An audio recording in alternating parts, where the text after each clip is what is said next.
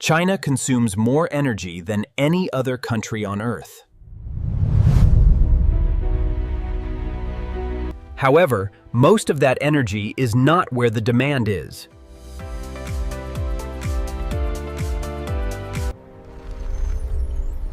The country's largest industrial zones sit along the eastern coast.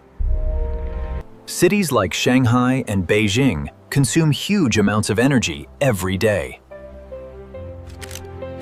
Heavy industry, manufacturing, transport, and residential demand all concentrate in this region.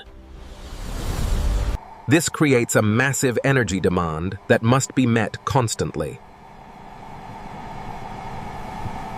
Residential and commercial sectors add to this immense daily energy requirement. Most of China's natural gas reserves are located in the west, especially in regions like Xinjiang and basins such as the Tarim. These areas are rich in resources, but far from major population centers. In some cases, the distance between supply and demand exceeds 4,000 kilometers. That distance is not a short gap to bridge for energy transport. Moving gas across that distance is a massive logistical challenge. Not by ship, not by trucks, but through a fixed pipeline system. The pipeline must run non-stop, day and night, across harsh terrain. Across deserts, where temperatures can cross 50 degrees Celsius. Through mountain ranges where oxygen levels drop significantly. And across zones where the ground itself can shift without warning. China built a pipeline system that stretches over 20,000 kilometers. It moves more than 90 billion cubic meters of gas every year. Connecting remote regions in Asia to its largest cities. So how do you build something like this across such a vast country? Before these pipelines, energy transport relied heavily on coal and rail. Coal could be moved, but at a massive environmental cost.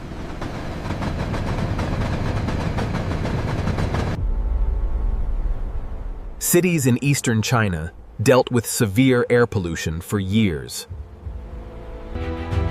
Natural gas offered a cleaner alternative to coal.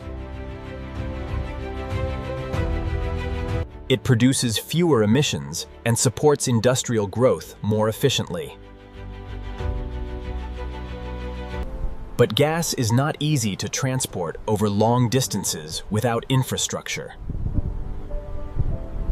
Shipping requires liquefaction and terminals, which adds cost and complexity. China also began importing liquefied natural gas, but that created another issue. Imports depend on sea routes, and those routes pass through choke points. China needed a direct, continuous link between its western gas fields and eastern cities. That requirement led to one solution: build a pipeline across the entire country.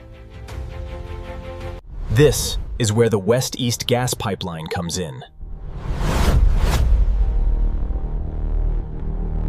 It started with Line 1, running roughly 4,000 kilometers from Xinjiang to Shanghai. Construction began in 2002, and gas started flowing in 2005. It was designed to carry about 12 billion cubic meters per year. That alone was enough to shift major cities away from coal.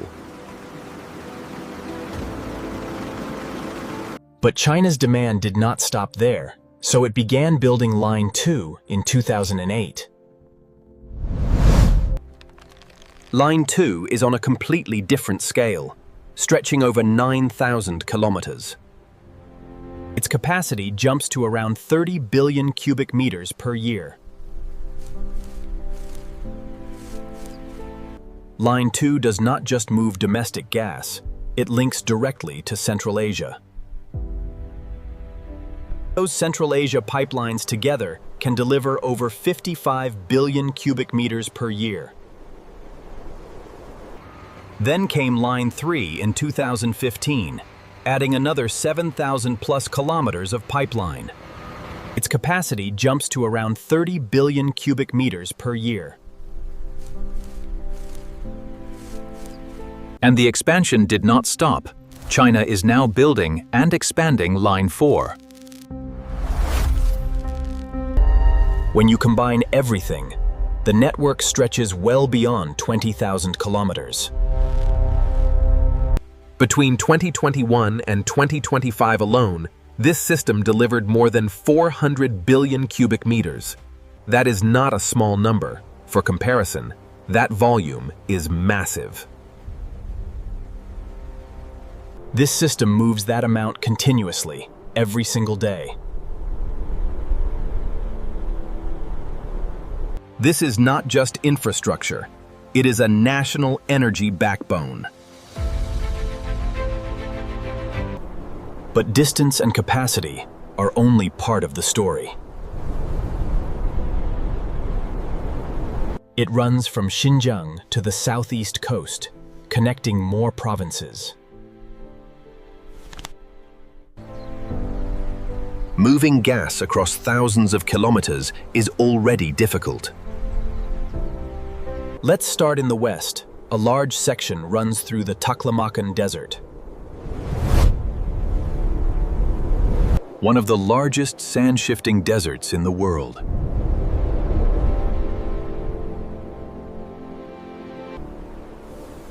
This is not a place where you can build something once and forget about it.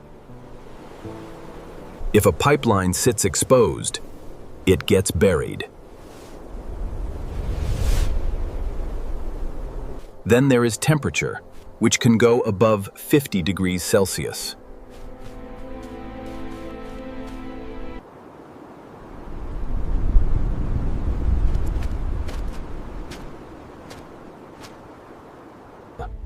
That cycle repeats every year, expanding and contracting the steel again and again. Large sections are buried underground, covered with anti-corrosion layers. Engineers installed barriers to slow down sand movement. Now, move to the mountains. The route crosses the Tian Shan Mountains. You are no longer dealing with shifting sand. You are dealing with elevation. At higher altitudes, oxygen levels drop. Workers fatigue faster. Machinery becomes harder to operate.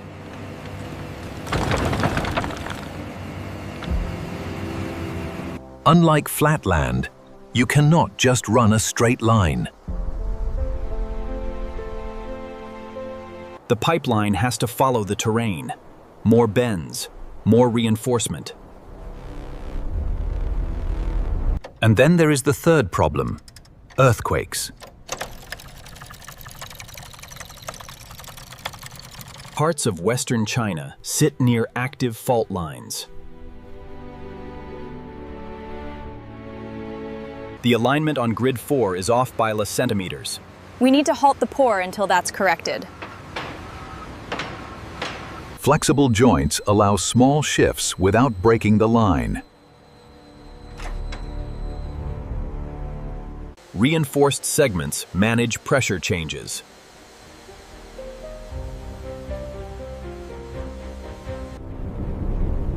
You have a pipeline moving tens of billions of cubic meters of gas. Crossing deserts that move, mountains that slow construction. Crossing deserts and mountains is one challenge. Keeping gas moving across that distance is another. The entire system has to be designed to push it forward. Most sections are around 1 to 1.2 meters in diameter. The outer surface gets anti-corrosion coating.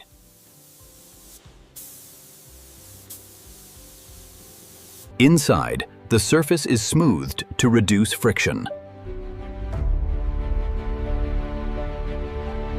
Every section is built to the same standard.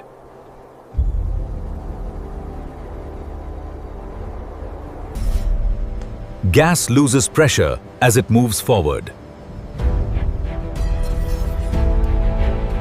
This is why compressor stations are critical.